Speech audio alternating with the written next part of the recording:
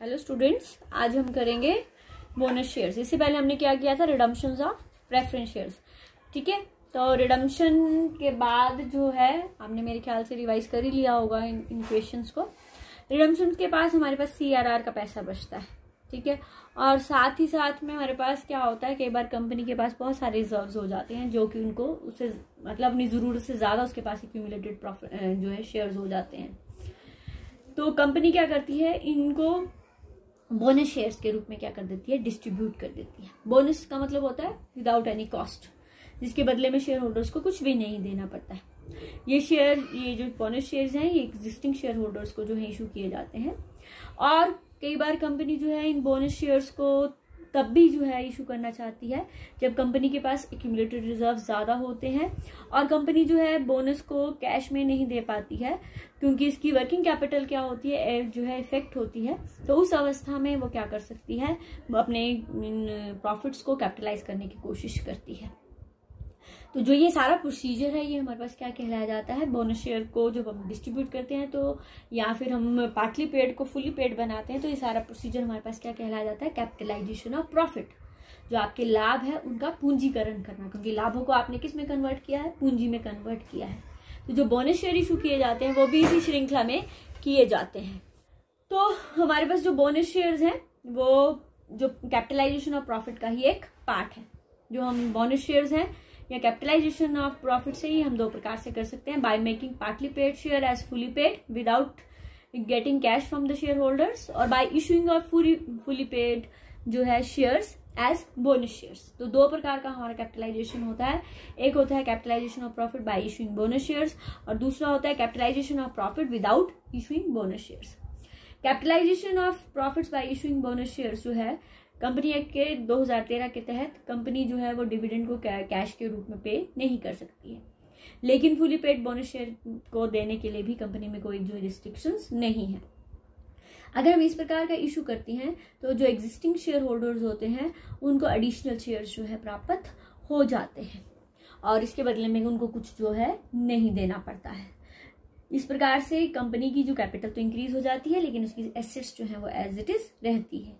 इस कारण से इसको हम क्या बोलते हैं, कैपिटलाइजेशन ऑफ प्रॉफिट बोलते हैं, और it is called as free fully paid bonus shares. ठीक है, तो जो एग्जिस्टिंग शेयर होल्डर्स हैं, जितनी उनकी शेयर होल्डिंग होती है उसके अनुसार उनको क्या कर दिए जाते हैं, शेयर जो है डिस्ट्रीब्यूट कर दिए जाते हैं उनके, और इसके बदले में उनसे कुछ भी नहीं लिया जाता है। दूसरा होता है capitalisation of profit without issuing bonus shares. ये किस अवस्था में होते हैं, जब आपके शेयर जो है पार्टली पेड है। उस अवस्था में कंपनी क्या कर सकती है, उनको कॉल के रूप में जो है वो बोनस शेयर इशू करती है और उसके बदले में अगेन कुछ भी प्राप्त नहीं करती है। अगर हमारी कंपनी जो है प्रॉफिट का यूटिलाइजेशन एग्जिस्टिंग शेयर होल्डर्स की शेयर कैपिटल को फुली पेड बनाने के लिए किया जा रहा है, तो इसको हम बोलते हैं capitalisation of profit without issuing bonus share. इस प्रकार के बोनस शेयर से जो कंपनी के शेयर होल्डर्स होते हैं उसकी सारी लायबिलिटी जो है किसी प्रकार की पेमेंट देने की नहीं होती है।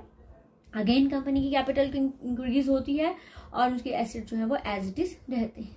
इसलिए कंपनी जो है इसमें क्या है, कंपनी के शेयर होल्डर्स एडिशनल कैपिटल को प्राप्त नहीं करते हैं। दूसरे शब्दों में पार्टली पेड शेयर जो है will be converted into fully paid shares by getting in the form of bonus और without paying any money.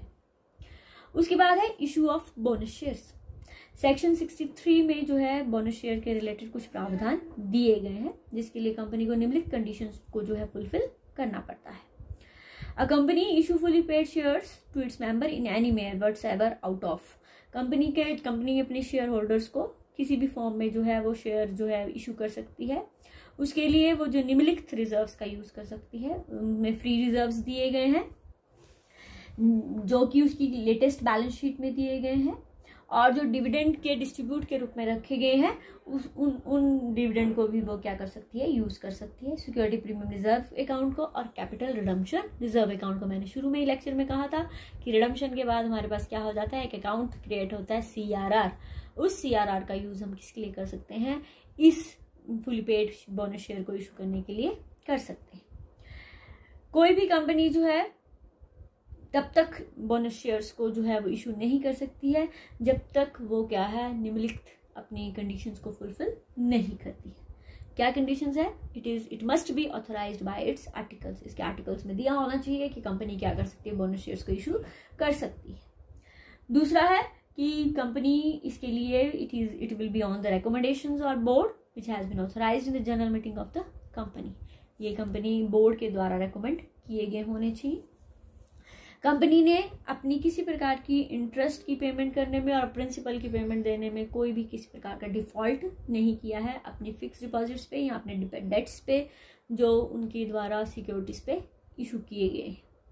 Similarly it has not defaulted in respect of the payment of the statutory dues to the its employees, किसी प्रकार की जो employees को payment देनी है उसमें भी किसी प्रकार का डिफॉल्ट नहीं किया गया है, जैसे कि प्रोविडेंट फंड में कंट्रीब्यूशन है, ग्रेजुटी है या फिर बोनस है।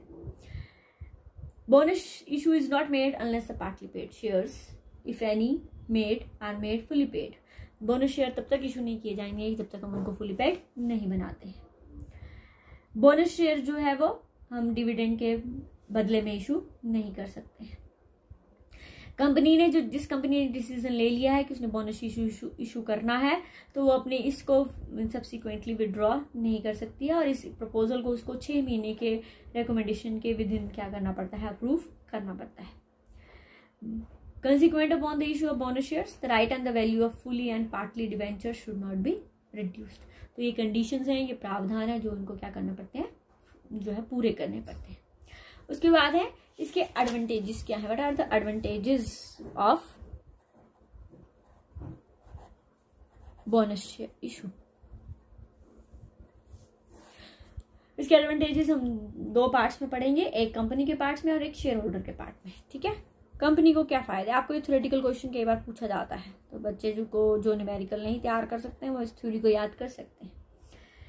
कंपनी के लिए क्या फायदे हैं, क्योंकि कंपनी के जो प्रॉफिट्स एंड रिजर्व जो हैं वो इकट्ठे हो रहे हैं तो और जो उसकी शेयर कैपिटल से ज़्यादा है तो ये डिस्पैरिटी जो है वो बोनस शेयर को इशू करने पर वो क्या कर सकता है, रिमूव कर सकता है। क्योंकि बोनस शेयर को इशू करने पर जो उसके कम्युलेटेड प्रॉफिट्स हैं वो किसमें कन्वर्ट हो जाएंगे, शेयर कैपिटल में कन्वर्ट हो जाएंगे, लेकिन हमें इसके बदले में कोई कैश नहीं देना पड़ेगा क्योंकि हमारी एसेट, क्योंकि इसके बदले में कैश नहीं जाता है। क्या होता है, सिर्फ शेयर कैपिटल जो प्रॉफिट है, आपने बैलेंस शीट देखी होगी, बैलेंस शीट में शेयर होल्डर्स फंड होते हैं, उसमें शेयर कैपिटल होती है और साथ में रिजर्व्स होते हैं। तो हमने रिजर्व्स को किसमें कन्वर्ट करना है, शेयर कैपिटल को, क्योंकि इसका प्रभाव जो है वो हमारी एसेट साइड नहीं पड़ता है।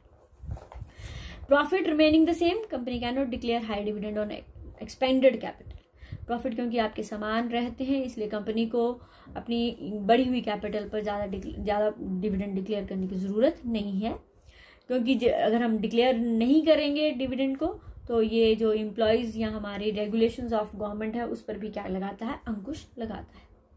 क्योंकि इस तीसरा फायदा क्या है, क्योंकि इससे कोई भी कैश हमारा बाहर नहीं जा रहा है इसलिए कंपनी की लिक्विडिटी भी अफेक्टेड नहीं होती है। Capitalisation of reserves increases substantially the credit worthiness of company, क्योंकि हमारी शेयर कैपिटल की हम एग्जिस्टिंग शेयर होल्डर को शेयर दे रहे हैं तो इसके कारण कंपनी की क्रेडिट वर्दीनेस भी क्या होती है, बढ़ती है, क्योंकि हम अपने प्रॉफिट्स को दोबारा से फ्लो कर रहे हैं, उसमें अपनी कंपनी में ही लगा रहे हैं। ये कुछ फायदे हैं अपनी कंपनी को। दूसरे फायदे हैं शेयर होल्डर्स को। शेयर होल्डर्स को क्या फायदे हैं, शेयर होल्डर जो है अपने शेयर्स को जब चाहे उसको डिस्पोज ऑफ कर सकता है और कैश को रियलाइज कर सकता है। शेयर होल्डर के क्योंकि शेयर्स बढ़ गए हैं तो इसलिए वो बढ़ा हुआ मतलब इस पे अपनी शेयर होल्डिंग पे अधिक डिविडेंड प्राप्त कर सकता है। क्योंकि जो रेप्यूटेड कंपनी होती है उसके शेयर्स को खरीदना बहुत मुश्किल होता है, लेकिन जब हम बोनस शेयर्स को इशू करते हैं तो एग्जिस्टिंग शेयर होल्डर की शेयर होल्डिंग क्या हो जाती है, बढ़ जाती है, इसलिए उनकी कैपिटल भी इंक्रीज होती है और डिविडेंड भी बढ़ता है, जिसका फायदा उस दोनों उनको जो है प्राप्त होता है। ये इसके कुछ फायदे हैं, बट इसके कुछ डिसएडवांटेजेस भी हैं। क्या डिसएडवांटेजेस है, क्योंकि जैसे ही हमारा इशू ज्यादा होता है बोनस शेयर के कारण जो शेयर जो है उनकी मात्रा क्या हो जाती है, अधिक होती है, जिसके कारण इसकी मार्केट प्राइस क्या हो जाती है, कम हो जाती है। जो शेयर होल्डर्स हैं जिनको एडिशनल शेयर्स मिले हैं उनको इसका कोई फायदा नहीं होता है, क्योंकि उनकी जो वैल्यू है वो क्या हो गई है, कम हो गई है, जिसके कारण उनको रिडक्शन इन वैल्यू का जो है सामना करना पड़ता है। बोनस शेयर के कारण रेट ऑफ डिविडेंड जो है वो कम हो जाती है, क्योंकि इसमें कैपिटल बढ़ रही है, प्रॉफिट नहीं बढ़ रहे हैं। और तीसरा है बोनस शेयर्स के कारण बढ़ने के कारण जो हमारी मार्केट है उसमें स्पेकुलेशन जो है वो क्या हो जाता है, बढ़ जाता है। तो ये हमारे पास क्या है, इसके एडवांटेजेस हैं और डिसएडवांटेजेस हैं, लाभ और हानियां हैं। अब है हम जो है कहाँ से बोनस शेयर्स को जो है इशू कर सकते हैं, कहाँ से हमारा जो पैसा आता है। मैंने आपको पहले बोला था जो हमारे सोर्सेज हैं वो हमारे पास है CRR, जो हमने रिडम्पशन प्रेफरेंस शेयर को करने पर क्रिएट किया था, उसका पैसा यूज करेंगे, और सिक्योरिटी प्रीमियम रिजर्व अकाउंट। ये 2 अकाउंट ऐसे हैं जो जिसका यूज सिर्फ और सिर्फ किसके लिए किया जाता है, हमारे पास हमने जो फुली पेड बोनस शेयर्स हैं उसके लिए किया जाता है। जो पार्टली पेड के लिए है उसके लिए ना ही CRR यूज होता है, ना ही security premium reserve account use होता है। और जो पार्टली पेड के लिए है उसके लिए कोई और रिजर्व, जैसे जनरल रिजर्व है, surplus in profit and loss statement है, इन्वेस्टमेंट अलाउंस रिजर्व है, डिबेंचर रिडम्पशन रिजर्व अकाउंट है। ये हमारा क्या है, इसका यूटिलाइजेशन हम कर सकते हैं। अब है कि इसकी ट्रीटमेंट कैसे करेंगे।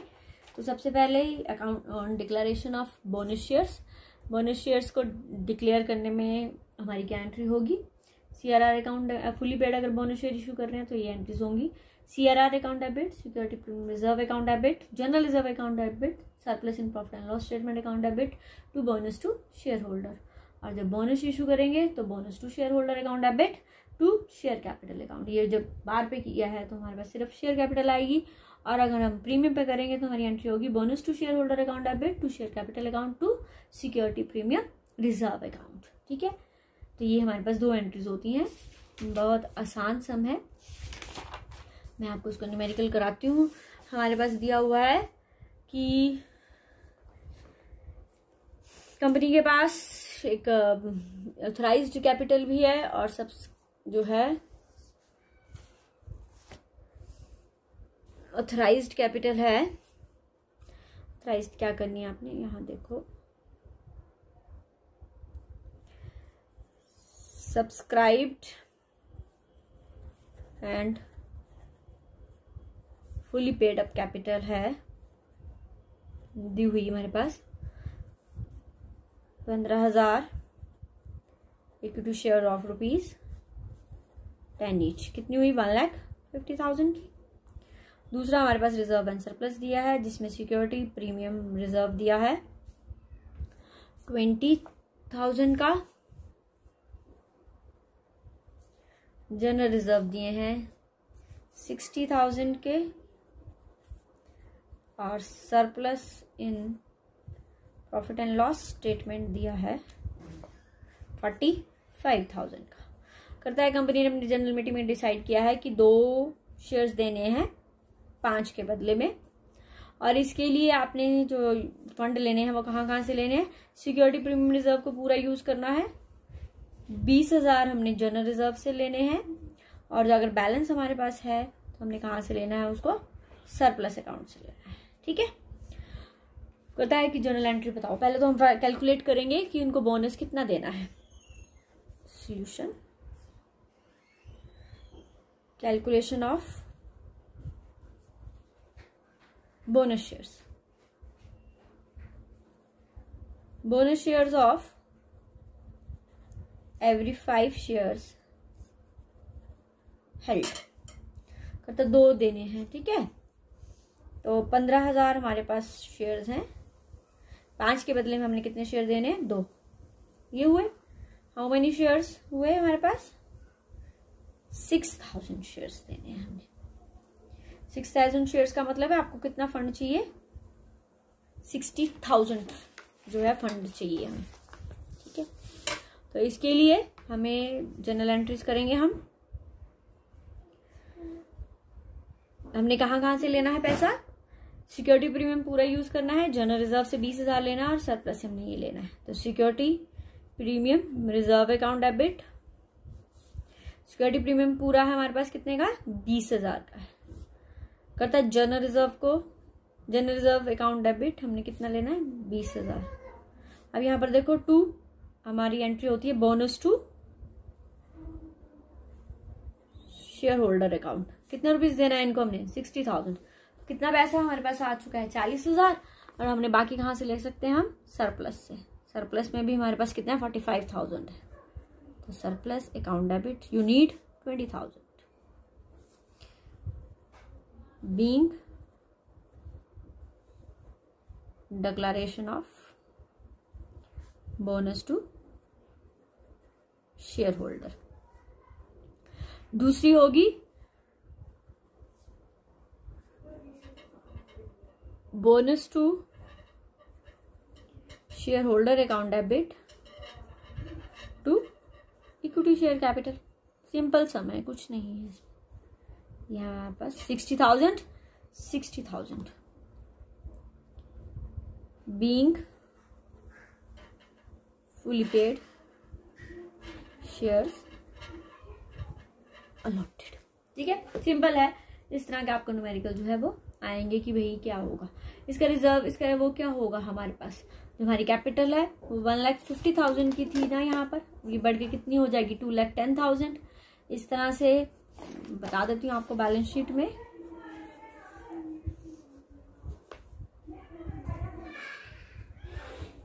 इक्विटी एंड लायबिलिटीज,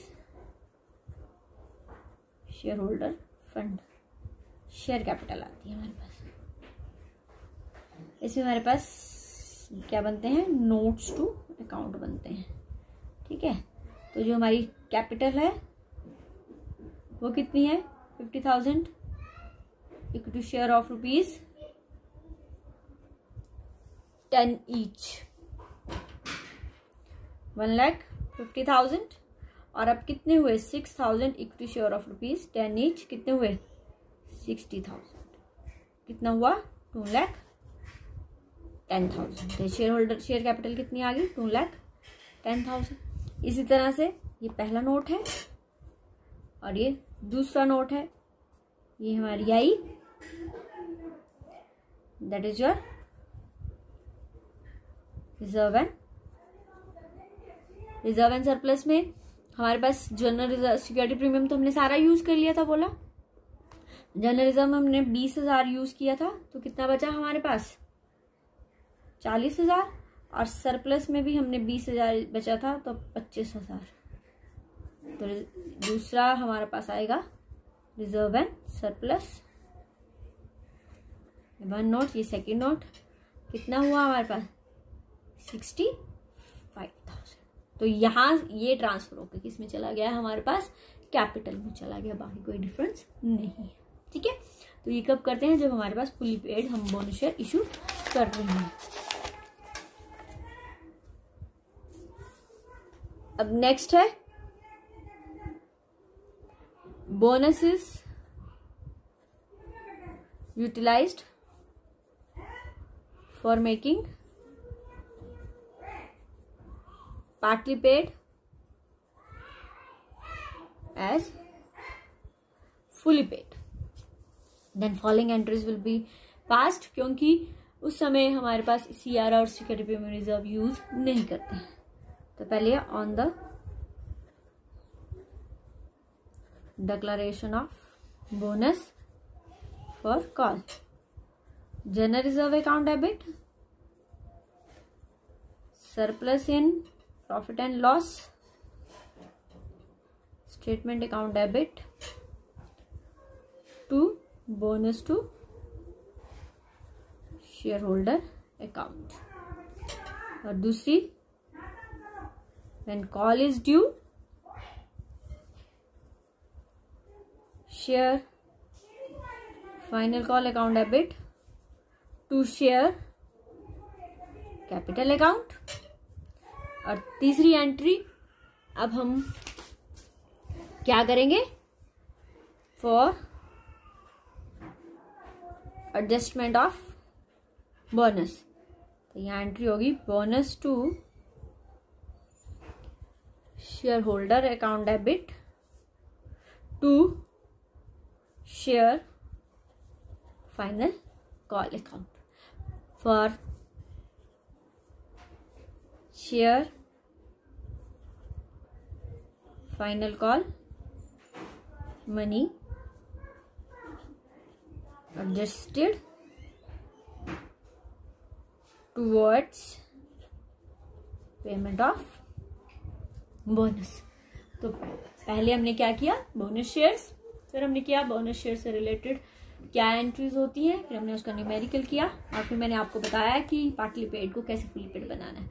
तो आज आपने क्या करने हैं, पहले फुली पेड बोनस शेयर को कैसे इशू करते हैं इससे रिलेटेड एंट्रीज करनी है, और ये वाली एंट्री याद करनी है।